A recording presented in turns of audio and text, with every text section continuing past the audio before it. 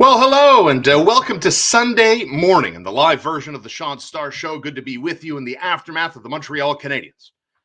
And the Philadelphia Flyers squaring off at the Bell Center last night as Montreal has run their winning streak to 4 in a row, and in the process put an end to the Philadelphia Flyers' 3-game winning streak, punching their ticket that much closer anyway to the NHL playoffs. As we told you yesterday, the Montreal Canadiens were on the verge of doing some NHL history, something no team has ever done before at the average age of 25.9 years of age on the Montreal Canadiens.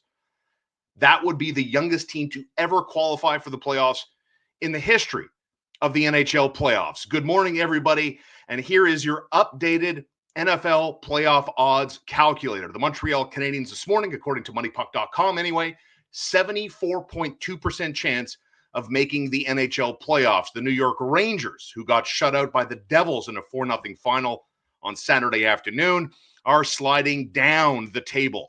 The Columbus Blue Jackets also less than 3% chance, as the BJs are in action this afternoon when they take on the Ottawa Senators. The Detroit Red Wings, who Montreal will see at the Bell Center on Tuesday night, also in the 5% realm. But it's the New York Rangers. The New York Rangers, who have disintegrated, have crumbled. You saw Mark Messier on national television, south of the border, talking about the differences, talking about how the Montreal Canadiens react to games in which they come from behind, something this team has done habitually this season. Mark Messier loves the team camaraderie, wonders where it is with the New York Rangers. Maybe that's a little bit of an explanation as the big differences between the New York club and the Montreal Canadiens team. As we say good morning to everybody today, thank you so much for being part of the live show. We've got lots of exciting content coming up this week. It is Masters Week. The first men's major of the professional golf season lands on our shores on Thursday from Augusta, Georgia. And I'll set that up with Johan Benson this week. Marco D'Amico and I will take a look at Lane Hutson's future contract. We'll look at comparables and try to find a spot where we can look at Lane Hutson's value and what type of contract we can project this team agreeing to with the Canadiens' freshest superstar. But in the meantime, good morning, Mr. Replay. Habs are in the playoffs. Almost 75% chance on game day. Yes, Montreal is back in action.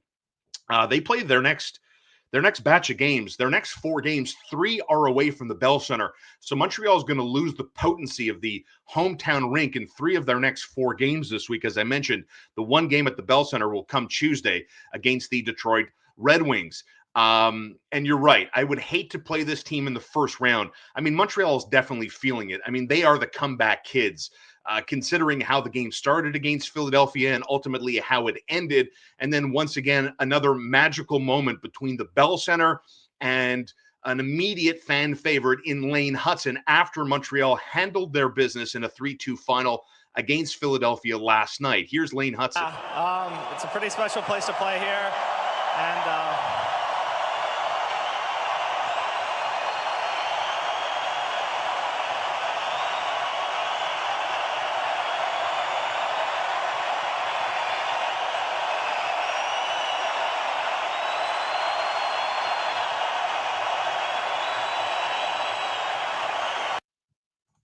you just love to see it. You love to see it. It's been a theme. It's been a theme this year where, Nick Suzuki, Mike Matheson, Lane Hutson, Josh Anderson coming out and feeling the vibe from the Bell Center where, one of my biggest pet peeves for as long as I've been on radio, right? Talking to Montreal sports fans about Montreal's favorite team and wondering about, it used to drive me insane, when players from opposing teams would come here and they talk about how much they love the Bell Center, how much they love playing at the Bell Center. I've always wanted Montreal to be a hostile environment, an uncomfortable environment for people to come and try to find success. It shouldn't be. I don't want the Montreal Bell Center to be a friendly environment for people, right?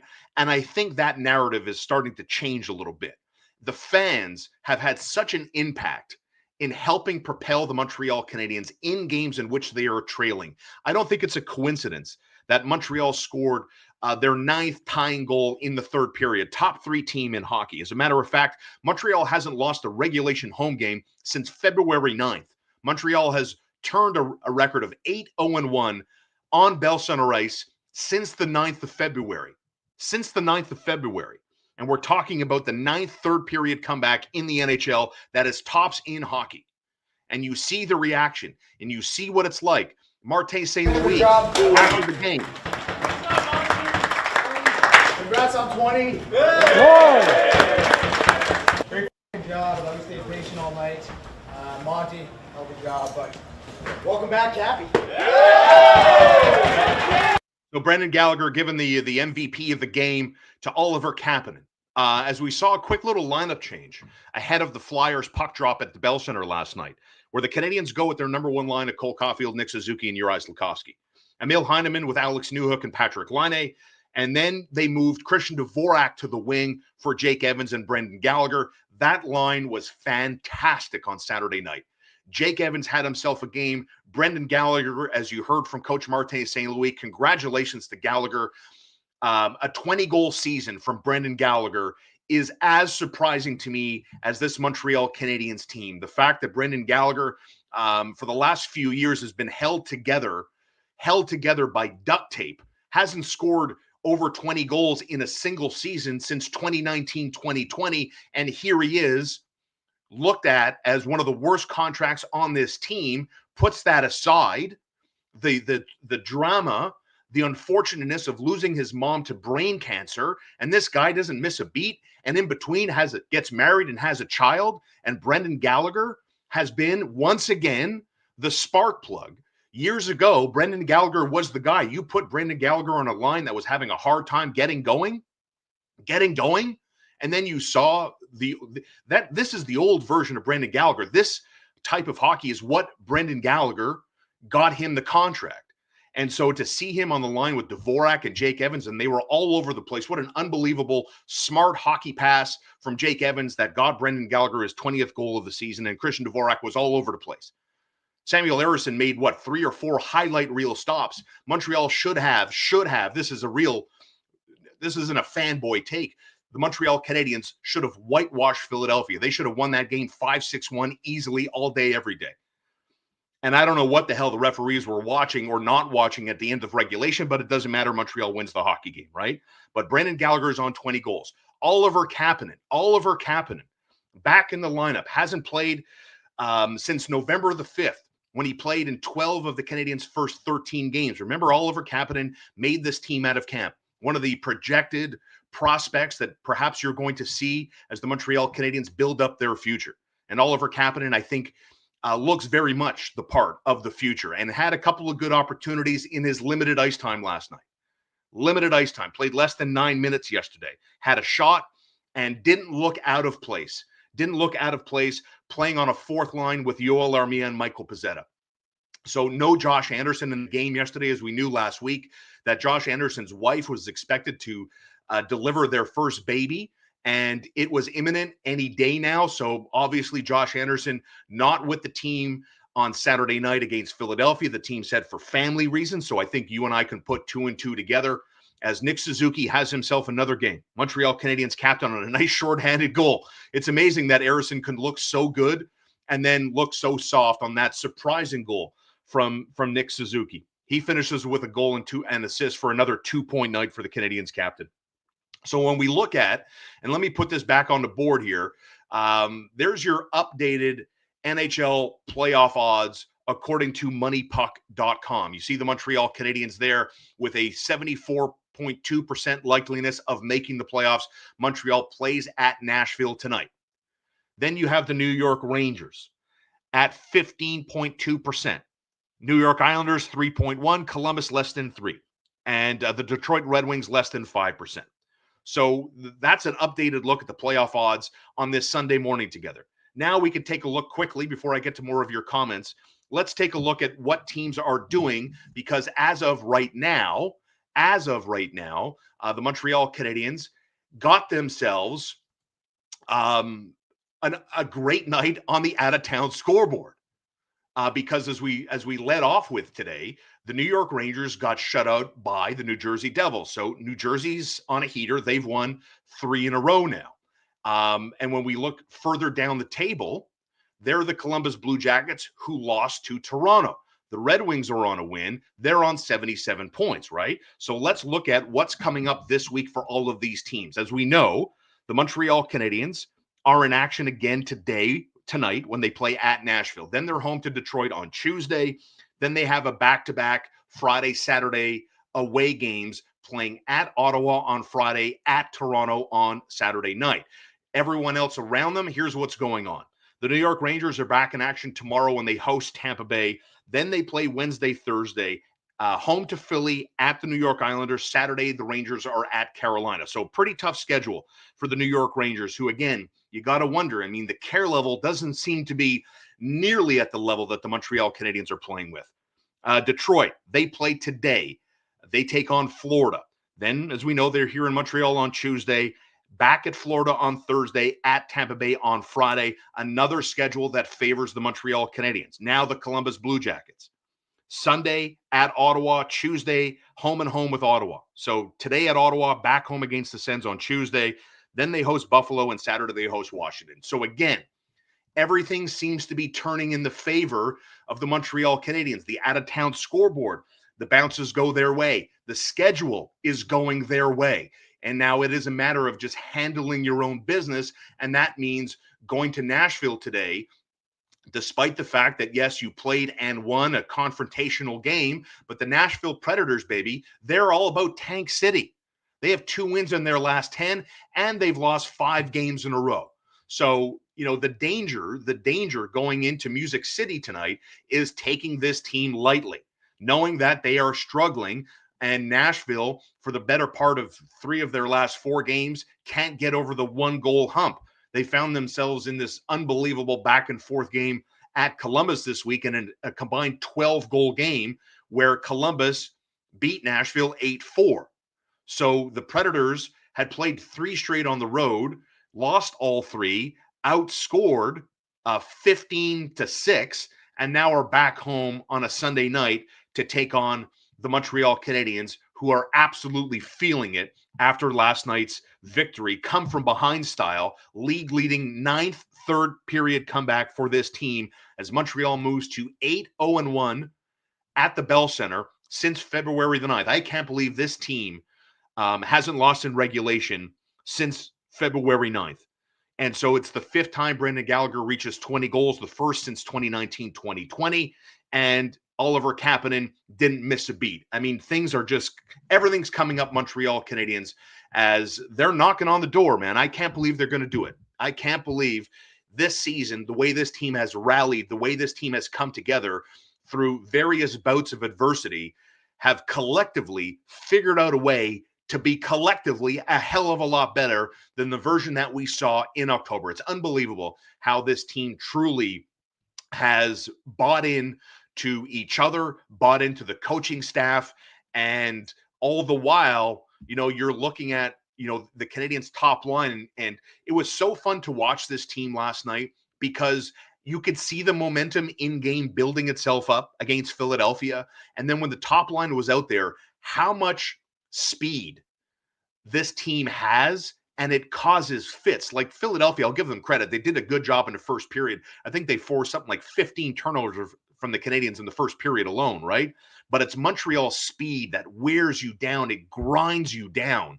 And then when Montreal was ultimately able to really build on that momentum in the later stages of last night's result, you would see Suzuki, Hutson, Caulfield, any one of these speedy guys, Alex Newhook, fly into the zone and then just create so much space where you can find the winger on the offside, throw it over there, and create an opportunity. And if Samuel Ersson didn't look the way he did yesterday, that's another cakewalk game. That's another cakewalk game for the Canadiens after they handled their business with the Boston Bruins. So full credit to Montreal for playing tight, playing together, figuring out a way to not break against Philadelphia that forced Montreal into a lot of ugly turnovers last night. But Sam Montembeault, especially in that third period, with the Panthers on the power play, and Sam Montembeault's quick leg reaction, Sam Montembeault's reflexes, puck tracking down low save the Montreal Canadiens bacon when Philadelphia was out there. And I don't know what the hell the referees were watching when Philadelphia, in the dying moments of regulation, had a 6-on-4 because they had a power play, and then they pull the goaltender for the extra skater, and Caden Gooley gets dumped on his ass in the corner boards. Jake Evans has his stick flung 15 feet into the air. It lands on David Savard's head, bounces into Sam Montebo's crease, and you have how many sets of eyeballs? How many sets of eyeballs watching this thing and no hands go up? Game managing in hockey drives me insane. But Montreal was able to survive the Philadelphia onslaught. They were able to survive the poor officiating late in the game last night and ultimately roll to their 4th consecutive win. And how nice is it? How nice is it that this team has been able to put themselves in a position that looks exactly like this? Let's get you back to the Eastern Conference wildcard playoff picture here. They're the Ottawa Senators. They're going to be a tough team, man. If Toronto gets them, this is going to be a tough team to play. And it looks very much like it's going to be the Washington Capitals and the Montreal Canadiens in the opening round of the playoffs. Let's frickin' go. Montreal, Washington in the first round. All right, let's go. As Montreal has seized their opportunity here by winning 4 straight games. And now you have the luxury. A little bit of breathing room. Doesn't mean that you can let off, that you take your foot off. No, it means you can stay the course. You don't got to do anything crazy. You can stay within yourself. The fact that Montreal has a 4-point cushion now with the same amount of games played as the New York Rangers. They have a 6-point cushion over the Red Wings, though Detroit has a game in hand. Detroit plays home to Florida today. Montreal plays at Nashville at 7 o'clock. They're the BJs at 77 points. They lost to Toronto. Now, Columbus has just 3 wins in their last 10, but it's nice to have a 6-point cushion, though Columbus has a game in hand. The BJs are at Ottawa today, so more out-of-town scoreboard watching is what we will be doing. Lots of comments. Let's get to some of your comments today. It's a great morning to be a Habs fan. It's a great morning to be a fan of this team because the belief is legitimate. You know, there are other times when you and I have been watching this team and putting 2 and 2 together. Where are they going? What direction are they taking? Sustainable or not? Everything about this team is sustainable. And Sam Montebo has continued to answer critics. His focus, his attention to detail remains very, very sharp. And it has allowed the Canadiens internally to stay calm. You don't get to have 9 third-period comebacks and lead all teams in hockey because you panic or you're desperate. Sometimes the mature habits of this team are very, very strong and very, very impressive for a team that's building reps and building that muscle memory, right? As my man Replay says, I'd hate to play this team in the first round of the playoffs. You're not wrong. Good morning, David Walker. Love what I saw from Oliver Kapanen. He looks NHL ready. Heineman, Kapanen, Laine, let's go. It was very, very impressive that Kapanen, in his return, he hasn't played an NHL game since the 5th of November. And remember, when he got loaned back out to Timrå in the SHL, he was one of the younger players. He was playing first-line center. He was, I think, 35 points in 36 games. And then comes to Montreal, has a couple of skates, gets in some light work, and the Montreal Canadiens look at Christian Dvorak, move him to the wing.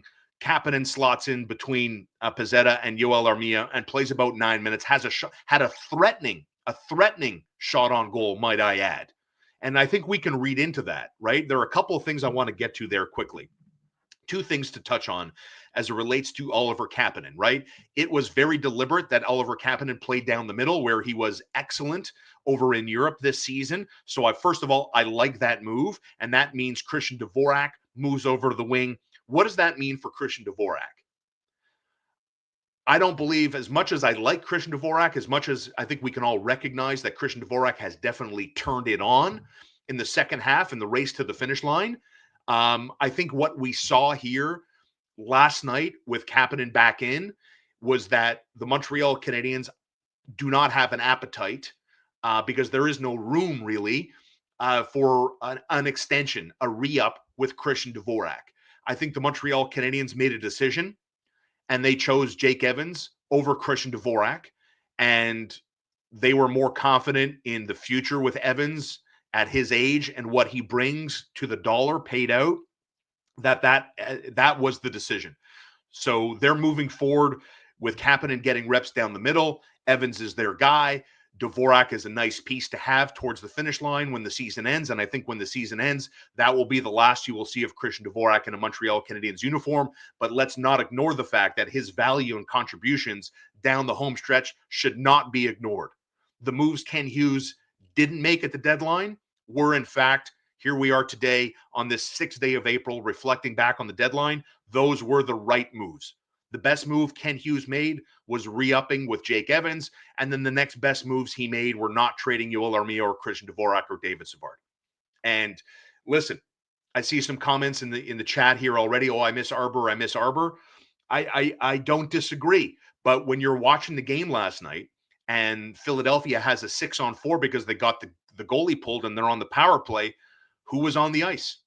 Caden Gooley and David Savard. Two fundamentally strong defensemen. And did David Savard not block a couple of very important shots? Like, I see the same games you all see. I do. And I understand David Savard's not very mobile. If you are within arm's length of David Savard, you're probably going to lose that battle. But if your speed can get around the arm length of David Savard, you're going to win that battle a lot more than you're ever going to lose it. But in tight quarters, defensive kind of zone presence, I will take David Savard all day and twice on Sunday over Arbor Jacki. You can read into what you saw, 6-on-4, the Canadiens trying to close a game down, and who's on the ice? Who's on the ice? And that pretty much should tell you what they think about David Savard as it relates to defensive zone presence in a situation like that, where it's a heavy power play with an extra skater. David Savard, big body, stationary, can block shots, can muscle people out of the way. That's where David Savard, in my opinion, has the edge over someone like Arbor Jacki, and they used him yesterday, I think, in the right spot. Good morning, Aaron. Good to see you back. Chris Element, good morning. We need some Habs content. Thank you, Sean. What a run this team has been on. No, it's unbelievable, man. It's unbelievable. It's unbelievable. And shame on me, really. Shame on me for really not believing because, when you look back on it in hindsight, the Canadiens several times showed you that, yes, when they hit a valley, they're able to quickly climb out of that valley and stay kind of on the peak for a while. And I should have picked up on that pattern before I did. Good morning, Andy. Where is Jesus? Jesus is everywhere. Lior, ça sent la coupe. Ça sent la coupe. Let's go. Joe the Snoop watching at 11:32. Thank you so much for the commitment. Good morning, Vinny. Good to see you. Good to see you today. Sherwin, good morning. Go Habs, go, says Sherwin. Good to see so many people on with us today. Joe the Snoop from Sydney, Australia. Good evening. Where it's 11:30 at night. Charlottetown Spud, love the Philadelphia goalie looking at his net in disbelief after Lane scored. Love it. That was, watching 48 juke and jive down the way, and then with that pinpoint precision, such a phenomenal goal by Lane Hutson, who's so fast and so elusive. He is obviously a lock for your Calder, for your Rookie of the Year honors. The Canadiens are going to win the Calder.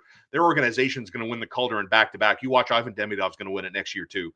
And so happy to see Lane Hutson score. So I loved his post-goal celebration. I'm a big fan of putting the arms out and soaking it all in. And then ultimately what allows him to be so universally embraced. This guy is so many people's favorite player, right? It's a pretty special place to play here.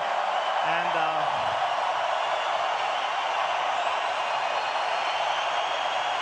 look at that reaction. The best, man.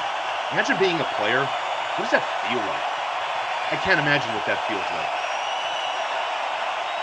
Gives you chills, doesn't it? Man, they love this guy. They love this market.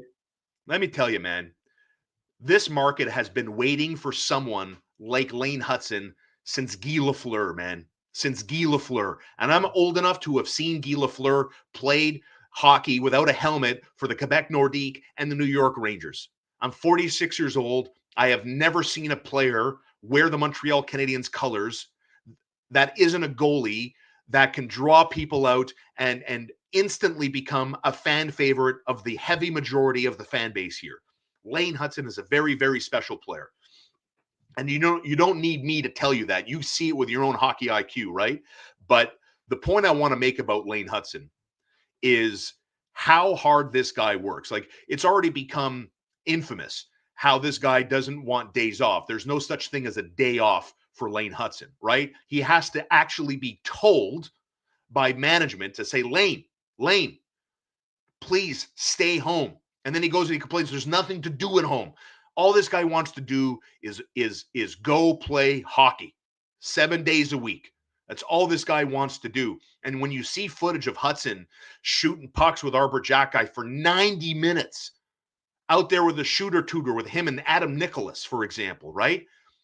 That's the practice that leads to a goal like he scored on Saturday night. You don't score goals like that without putting in the time and the reps. I think it drives Hutson crazy that he wants to score more goals. He didn't trust his shot. I think you're seeing a player that's beginning to trust his shot a little bit more. And that shot was perfection. It was perfection. And I'm not saying Lane Hutson knew that puck was going in, but you know what happens when you put pucks on net from awkward angles? You're going to get a bounce. You are going to get a bounce. Sometimes it goes your way, sometimes it doesn't, but you are creating an opportunity is what I'm saying. And in this instance, or last night's instance, that shot was perfection. Harrison wasn't airtight to the post, and it was in. And the party was on in a big way. And then Jake Evans sets up Brendan Gallagher. Nick Suzuki scores shorthanded. Bob's your uncle. Sam Montembeault was an unbelievably well-timed, low pad, very strong puck tracking stops. And the Montreal Canadiens, I don't want to say hang on, but those referees turn into three blind mice out there on the ice because they're their eyes closed when Caden Gooley's getting dumped and Jake Evans' stick gets flung 15 feet into the air. JGH, what's up? We have a legitimate number one line captain clutch. Now, Nick Suzuki's season, man. Nick Suzuki's season. Like, what can we talk about as it relates to what you think this guy's point ceiling is going to be? He's on 83 points through 76 games. He's on 27 goals, Nick Suzuki. Do you know that Nick Suzuki today is prorated for a 90-point season? I mean, that came at us pretty damn quick. Pretty damn quick. Nick Suzuki got himself into a 90-point campaign. Can I get a hey now? You're damn right. Hey now. Because if Nick Suzuki is on the cusp of projected to hit 90 points this season, 90 points for the captain, is it not out of the realm of possibility without being called a super Habs fanboy that Nick Suzuki realistically can hit 100 points? Yes, I believe that he can. Think about the first half of the season that Juraj Slafkovsky was on. Think about the fact that the team couldn't get timely stops in the early blushes of a season. Think about the fact that the Canadiens' power play took a second to get going, right? And so if Patrick Laine is healthy for an entire season, Juraj Slafkovsky can put together a complete 82-game campaign. Ivan Demidov arrives on North American shores later this summer. What does that all mean? It all means that there's a very strong possibility that number 14 is going to get to 100 points, and for longtime viewers of this channel, back in the day when I used to talk in my car all the time, some of you will remember how bothersome it made me that we kept talking about history that is 40 years old, that is almost half a century years old. The last guy to drop 50, the last guy to score 100 points, right? The last guy to, if I've got younger viewers on the channel watching me today, the last guy to drop 100 in a season was Mats Naslund. We got to go back to the 80s, Playboy, to get that done. Stéphane Richer. We got to go back to the 80s, 90s to get that done for Stéphane Richer. I'm ready for new history. I'm ready for the new generation of offensive-minded players to get going. JGH, he misses Arbor Jack Guy. I wonder if Arbor's going to get in. I'm not so sure. And you can see again how tight this team truly is, right? Across the board. Martin St. Louis giving credit to his goaltender, and he should. Sam Montembeault, Brendan Gallagher, veteran presence, showing some love to Oliver Good Kapanen. job. Congrats on 20. Great job. I love you stayed patient all night. Monty, hell of a job, but welcome back, Cappy. Interesting choice, right? To give the glasses, the game MVP glasses to Oliver Kapanen, who played less than 9 minutes. But one of the things that I really like about this team is that they can move pieces around, and as I mentioned on the show yesterday, I'm going to get to more of your comments here in a second. As I mentioned on the show yesterday, what I believe, one of the many key ingredients that I believe that has allowed the Montreal Canadiens to advance so aggressively up the standings, to defy what many people, myself included, thought they were capable of doing this season. What's the magic elixir? Is what you saw yesterday. Oliver Kapanen, who comes here, is wet behind the ears, hasn't played an NHL game since November 5th, comes in, takes over a role that has been more or less occupied by an NHL veteran. And you ask that veteran, I need you to give your chair up for Oliver Kapanen today. I need you to go on the wing. Christian Dvorak, I need you to go on the wing with Jake Evans. And that is the magic.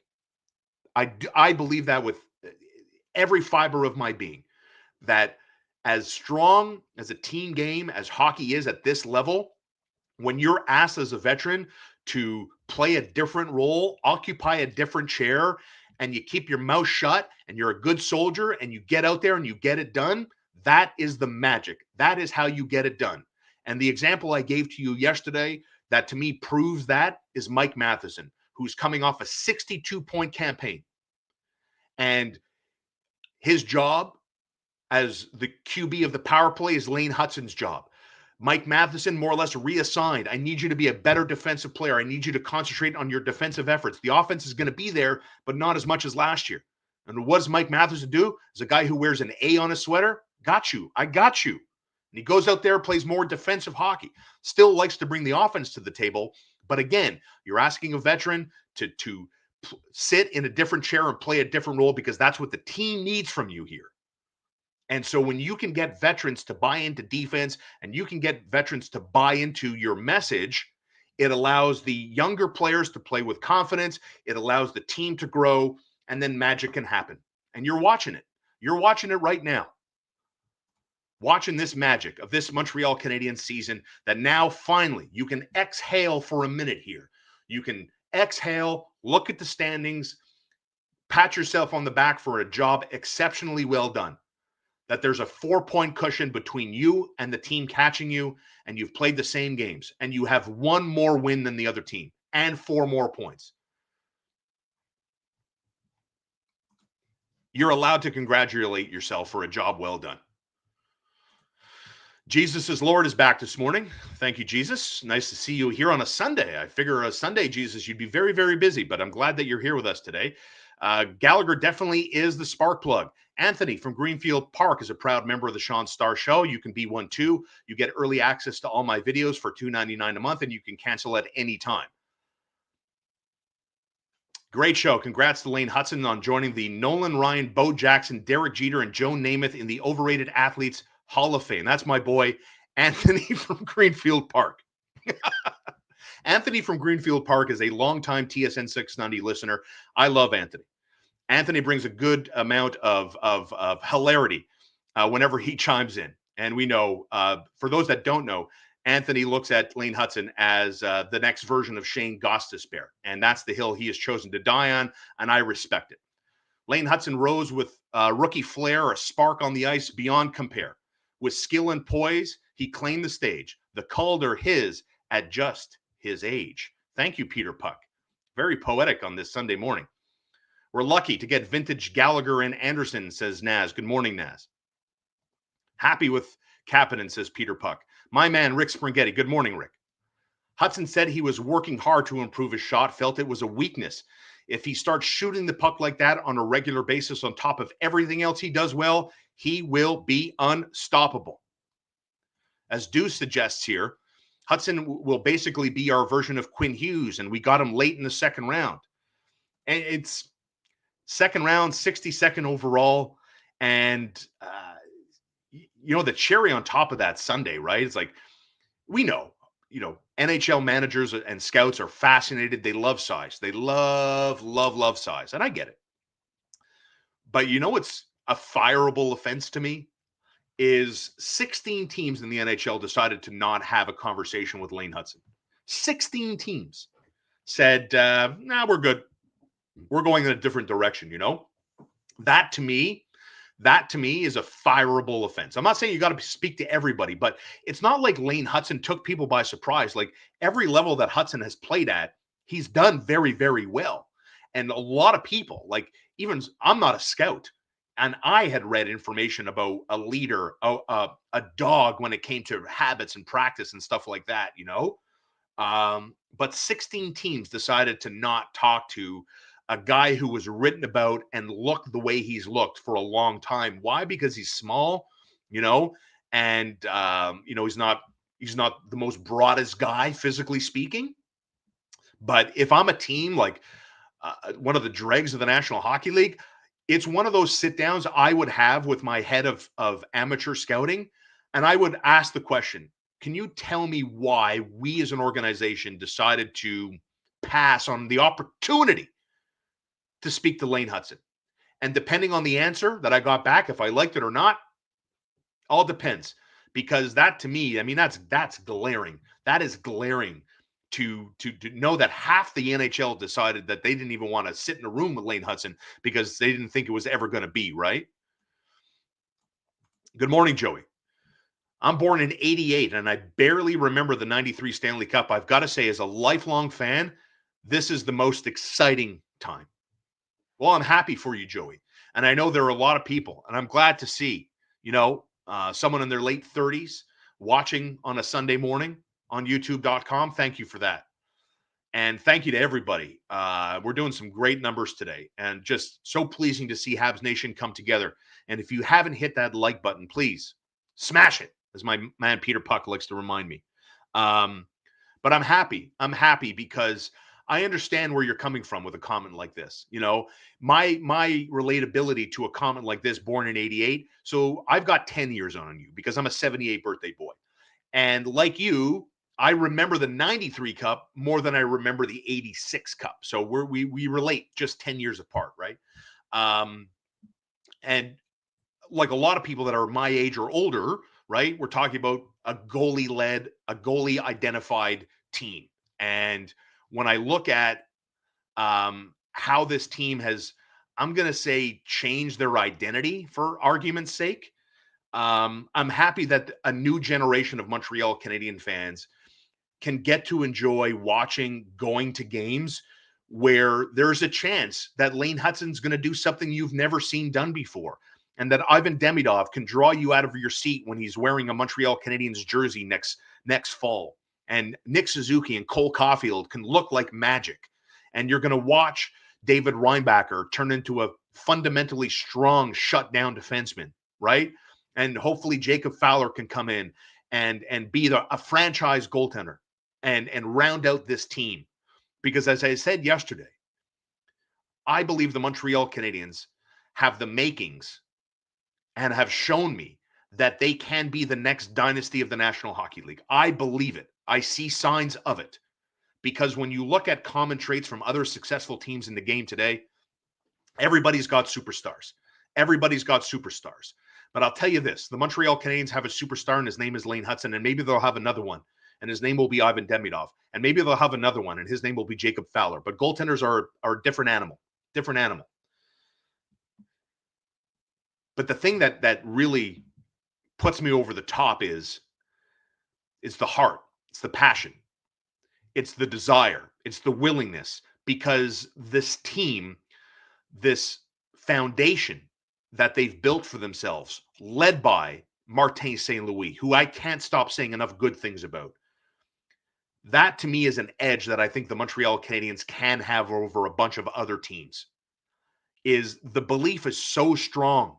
The belief is so strong. And that right there can be exceptionally dangerous. And that's why I wouldn't laugh anybody out of the room that thought that Washington's in for a world of hurt when they play the Montreal Canadiens. You know, it might not be a good time to take on this team, but let's stay present. Let's stay where our feet are currently, and our feet are firmly planted here on this April 6th with the Montreal Canadiens having pretty much a 75% chance of making the playoffs, according to moneypuck.com, as you can see here. 74.2% chance today. Rangers are next at less than 16.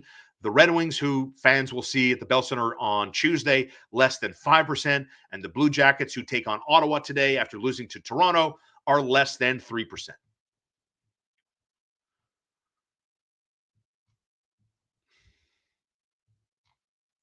So we've got lots of comments. I want to get to more of these. What's happening today on the out-of-town scoreboard? Blue Jackets play at Ottawa. Red Wings, they host Florida, and Montreal is at Nashville. The New York Rangers, the Rangers who got shut out by the Devils, they're back in action tomorrow when they play and host the Tampa Bay Lightning. My man Frankie. Good morning, Frankie Jr. Suzuki is getting his love. Suzuki is on pace for 90 points. Almost 400 people watching us live on this Sunday morning. Jesus, says Anthony in Greenfield Park. Shaun is the man. I am not. You guys are. I am just here. And thank you for that. Very humbled. I'm very, very humbled. Sometimes I get super cheesy with my emotions, and I'm trying to control myself. Because to see this many people watching us live on a Sunday morning, 41 minutes into this bad boy today, I could get super cheesy, but I'm not going to get cheesy. I'm going to stay masculine. I'm going to stay a man. Let's go. Bon matin, Nicolas. Nicolas Potvin. Bonjour. There is no passengers. And that's a money point, my man. That is a money point today. That, as we talked about, this team, veterans, young players, newbies, Oliver Kapanen getting the love from Brendan Gallagher. I'll play it for you again if you missed it. Good job. Congrats on 20. Great job. I love you stayed patient all night. Monty, hell of a job. But welcome back, Cappy.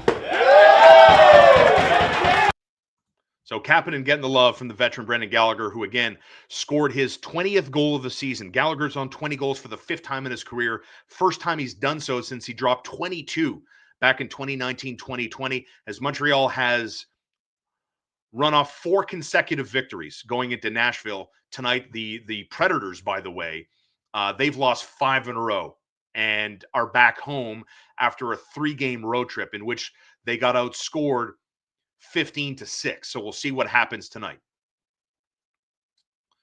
Let's get going. JGH, thank you so much. You guys continue to be the best proud supporters here of the Shaun Starr Show. Jay Fed, good morning. Washington is ripe for a first-round exit, too focused on the Ovi goal-scoring record. Carberry, who's going to be the coach of the year, unproven in the playoffs, and I don't really buy into the goaltending. I mean, fair points, but guess what? Alexander Ovechkin's probably going to break the record this afternoon.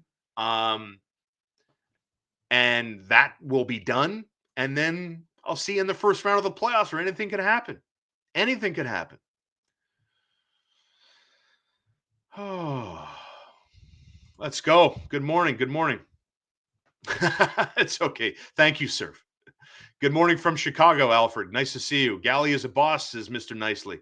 Gallagher is really having a season. With all, and it's so impressive, isn't it? With everything that's been going on in his life, from dealing with his mom's unfortunate passing. She had cancer, the birth of his first child and their daughter, getting married, dealing with being a veteran on this team, finding his place again on this team.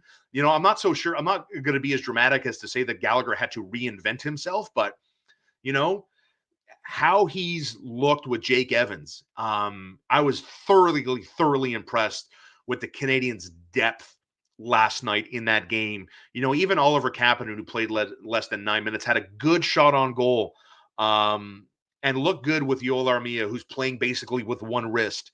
Michael Pezzetta had a couple of opportunities. One from in close, really, where I don't even remember. Did he put it on target, or I think he just missed? Good morning, Ace. It's been a long time since I've seen you. Good morning, Ace. I've been posting for 3 weeks. The Canadiens need to learn how to play aggressively with the lead. I hear an announcer say that last night. And I think they know that too. I think they know that to a man as well. But I think the more reps they get doing that, the better they're going to be. The dude says, I'm reading online this morning that Hutson is bad at defense. Any thoughts? I think there was something to that early on, obviously, but when I look at how he's played, and I don't have it open, but if you don't have a subscription to The Athletic, you might want to consider getting one. Arpon Basu, who's the best at what he does covering the Montreal Canadiens, in my opinion, did an unbelievable breakdown with a good amount of video evidence in different situations that Lane Hutson has excelled in defensively. And Lane Hutson's defensive game has grown leaps and bounds from the first version that you saw to what you saw last night. Lane Hutson is exceptionally fast, and he's probably even smarter than he is fast on the ice. How he can manipulate his body into a leverage situation where he can out-leverage an opponent to win the puck battle. And these are the things Lane Hutson continues to improve on. And even Caden Gooley was quoted as saying the other day, Martin St. Louis and Lane Hutson talk to each other all the time. Lane Hutson is fascinated by Martin St. Louis' hockey brain, and he asks MSL a million questions all the time. And Caden Gooley was asked about what's it like observing the conversations between Hutson and MSL. And you know what Caden Gooley's answer was? It's like they're talking a different language. Now, this is Caden Gooley, a very, very good NHL defenseman, in awe of how MSL and Hutson talk to each other. Now, listen, MSL is a Hall of Famer. MSL is a champion. MSL is a exceptionally relatable player. But you know what I thought about when I read that MSL and Hutson have these very deep, introspective, high hockey IQ conversations? They speak the same language, and that's Hall of Fame hockey. And that's all I'm going to say about that. So you have no reason whatsoever to doubt that Lane Hutson is going to put the work in. He's not a perfect player, but he has, I think, earned the benefit of the doubt that he has shown you the work ethic required to get better in areas that Hutson feels he can get better in. This guy wants to be a winner. This guy wants to be a leader. This guy wants it all. And the best part about it all is he's willing to put the work in to get there. Like, everybody, especially if you're a parent, man, shortcuts. Who doesn't like a shortcut in order to expedite the process? Let's get it going. I want to get there now. I want.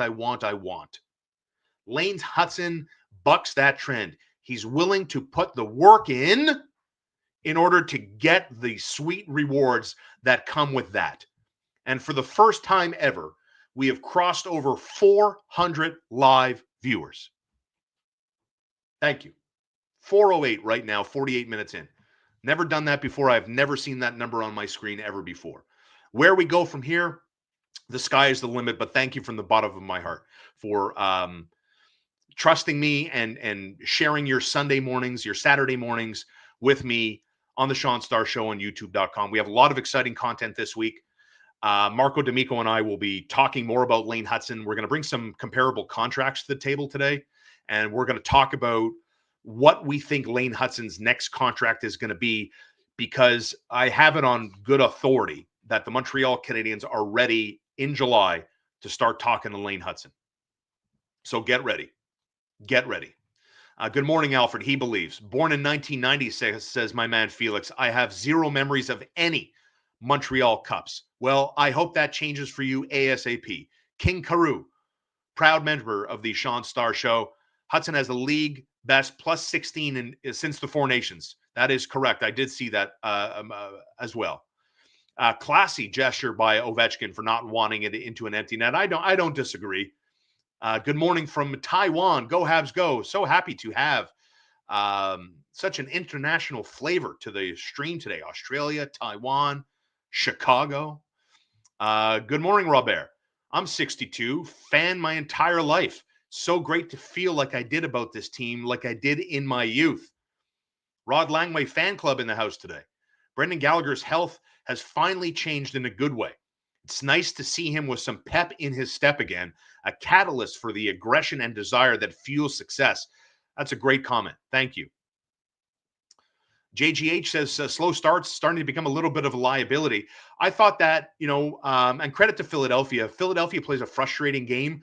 When Montreal takes on teams that aren't as fast as them, you see better starts. But Philadelphia, with Brad Shaw's their new coach there, I think that's his name.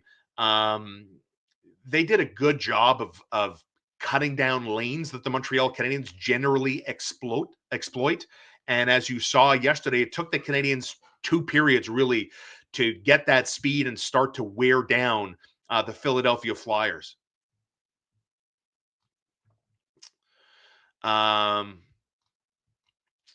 Unicorns are hard to find. We're talking about Lane Hutson. Let's get going. Great game last night, Paul. Nice to see you. Thank you so much. Aces Cafe, Lane Hutson has the work ethic of a Jerry Rice. Now, that is a very, very high compliment. Over 400 on the stream. Thank you. Angela Esposito, nice to see you back here on this Sunday morning. This is going to be another interesting one, as my man Surf X says, Logan Mailloux in a package for that 2C. I think, when we talk about, the priorities, I'm a big fan that the 2C hole is the number one objective for Ken Hughes and Jeff Gorton to address. And, maybe Surf is right. Maybe a name like Logan Mailloux is going to be there. I don't know.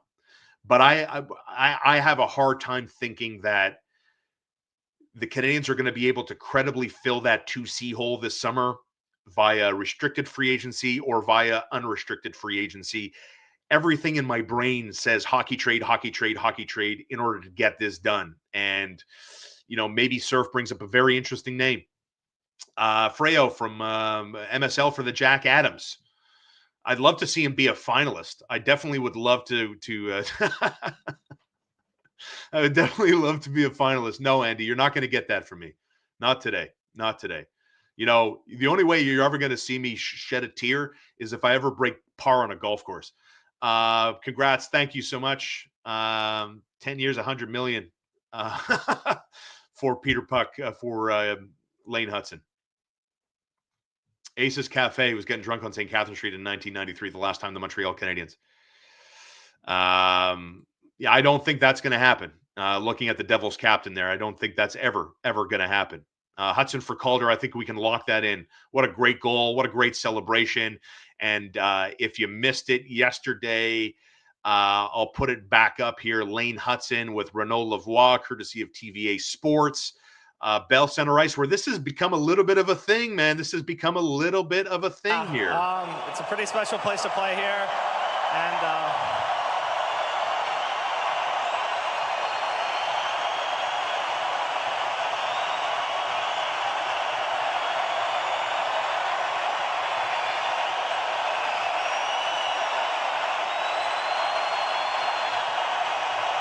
pretty cool, huh? I think there's going to be a lot more moments like that one for Lane Hutson over the course of his career. Love my Habs from Karachi, Pakistan. Go Habs, go. Now we're getting really international here. All parts of the world I'd love to see. Mailloux doesn't fit the high. Let me see. I get this. Here we go. Mailloux doesn't fit the high hockey IQ profile that this team is building around. If properly insulated on the bottom pairing, Mailloux could work out, but I think it's better to cash in on this asset now. I can't speak to, I don't know. I don't know enough about Logan Mailloux to go there myself. What I do know after speaking with people close to the Laval Rocket is Logan Mailloux is very much a team guy. And he is a nasty customer who's as tough as they come and is willing to do whatever is required in that moment to benefit the team. And if those reports are true, and if those reports are consistent, That's team culture I think this team is trying to build. Listen, I mean, you may be right. I don't know. I can't speak to Logan Mayou's hockey IQ. What I do know is he runs their power play. He has an offensive mind, and he is as tough a customer as you can get. And I like guys that are nasty. I like guys that have a little bit of that bleep hole tendency. I think being a bleep hole on the ice, a la Brady Tkachuk, Brad Marchand in his heyday, I think that's ingrained. I don't think you learn to become that. I think that's some of your personality, who you are in your day to day.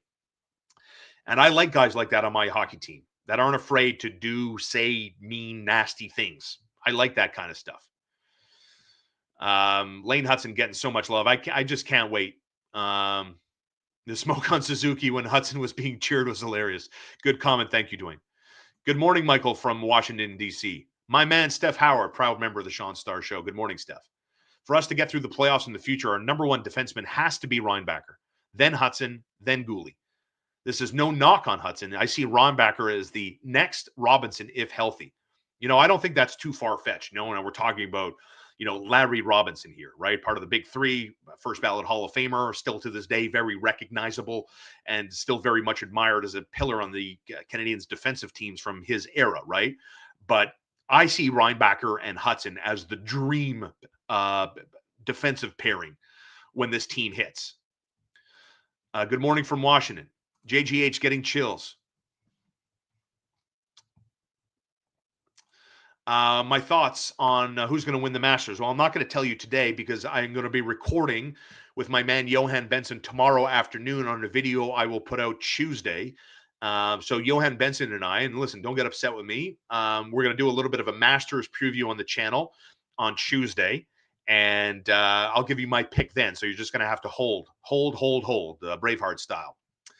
JFed, Hutson is texting his boy Fowler in their group chat. How amazing it is to play in Montreal, telling him how much he's going to love it. From your lips, baby. From your lips. Thank you, Lior, very much. Let's see. Frank LeBlanc, 69-year-old Hab fan watching. Never seen a player like Lane Hutson in my life. Wow. Now that, I'm going to say Frank LeBlanc has seen a lot of hockey in his time. I think Mr. LeBlanc here has seen a lot of hockey in his time. And that is, Mr. LeBlanc, that is quite the statement. Quite the statement. Yes, you are correct, my man. Good to see you back here this morning, Morgan. Always nice to see you here as Morgan brings up 74.2%. Let me make this big screen so everybody could see it, maybe a little bit more clearly or not. Montreal 74.2 according to Money Puck. There are the Rangers at 15% more or less. Red Wings 4.7. The New York Islanders 3.1, and the BJ's 2.9%. And I'll remind you again, Columbus plays at Ottawa today. The Red Wings host Florida.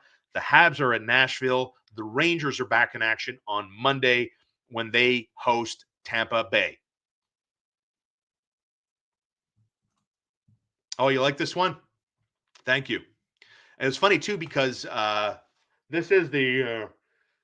So I took I'm a big golf guy. This is the Tiger Woods Sunday Red hoodie, and I got stopped a couple of times. I wore it out in public a couple of times, and then some guy stopped me, and he's like, that's the Tiger Woods hoodie?" And I'm like, "Yeah." He goes, "I've never seen anyone wear it in public," and I was like, "You just made my day. You made my day. I love having things that nobody else has. Ever since I was a kid. Mr. Nicely, living up to his name, a proud member of the Shaun Starr Show. Thank you so much for that. And you too, you could be a member of the Shaun Starr Show for $2.99 a month. You can cancel anytime, and with that gets you early access to all my content, generally 24 hours before it becomes public. And you can cancel at any time. You get priority replies and stuff like that. Alfred Newton, excuse me. How can I get a hat like yours? Well, it's pretty easy. It's pretty easy. I can definitely make that happen for you if that's something that you would like to do. Definitely more than willing to get that done. When we take a look at ways we can make that happen, it's pretty simple. You go to theshaunstarshow.com and you can order directly online, or you can go to my YouTube page, and you can find yourself right on my YouTube homepage and order it directly from there. Or if you want, as I said, just go to the Shaun Starr Show .com, as I'll put it up on the screen here so you could see it conveniently and easily. Free shipping in Canada. And if you're in the Montreal area, so the island, Laval, South Shore, you can get same-day delivery thanks to my friends at Le Delivery Guy. If you order before 2 p.m., again, locals only. But if you're anywhere else, like this week, where did I shipped to Toronto yesterday, and I shipped somewhere north in Quebec. Last week, I shipped out to Vernon, BC, Langley, BC, and it's all free shipping in this country. And so we've got 2 different style of hats and an 11-ounce ceramic mug that's microwavable and dishwasher safe, all conveniently located at theshaunstarrshow.com. And again, free delivery for locals if you order before 2 p.m. Now, when we look at the Montreal Canadiens and Washington Capitals this season, right? Because I see a few people that are looking at getting ready for Montreal and Washington in the first round of the playoffs. And if we look at what this team has done between the Capitals and Canadiens, now they've met 3 times this season. The first was on Halloween, where Washington scored 6 times and beat the Canadiens in a 6-3 final. Then they came to Montreal on December 7th, and guess what? They beat the Canadiens in a 4-2 final, and then lost to Montreal in overtime on January the 10th. So that's where that is with the Canadiens and the Washington Capitals. You know, Montreal has not beaten Washington in regulation this season. Alfred Newton's in Chicago, no problem, my man. You could just find the shipping prices there. Head over to theshaunstarrshow.com and get it done. Rick Springhetti says, funny paradox, but the Habs may be a better team when Suzuki gets a bit less points. If the top 6 is better distributed offensively, Montreal be even a tougher opponent. I don't disagree. 100%. 100%. And Yanni says, I have faith in Kent, but was a temporary 2C that expensive to at least have a chance in the playoffs. So there we go. Good stuff as always. So we're going to call it a show today for this Sunday. And have it a wrap. We got lots coming up on the channel this week. We're going to have Lane Hutson conversations. Marco D'Amico and I are going to look at comparable contracts in hockey that we think make sense, that we can put on Lane Hutson, because I think we can prepare ourselves for a Lane Hutson extension in July. And we'll talk about the Canadiens' magical run. We'll talk about how we think they look against the Washington Capitals, and more to come this week. We're also going to take, for the first time on this channel, I'm going to take a hockey break. I'm going to do 1 episode this week on the Masters. My man, Johan Benson, who is the best golfer in the province of Quebec. This guy has qualified and played in the U.S. Open. He has caddied for PGA Tour players. I will have Johan Benson on the channel this week. He will be joining me live from the media center from the grounds of Augusta National, the home of the Masters. And we will do a Masters preview on the channel this week. So you have all of that to look forward to in the meantime. Thank you so much for being a part of the stream today. Thank you so much for joining the community, and for all your incredible generosity and never-ending support. Thank you so much. And yes, it's all proudly Canadian made. So support Canada industry right here, Steph Howard. You're a good man. So have a great Sunday. Enjoy your families. Enjoy some relaxation. Have a great work week. And don't forget the Shaun Starr Show with fresh content Monday through Friday, and live shows Saturdays and Sundays at 9:30. Have a great Sunday, everybody. And thank you so much for being a part of the show today.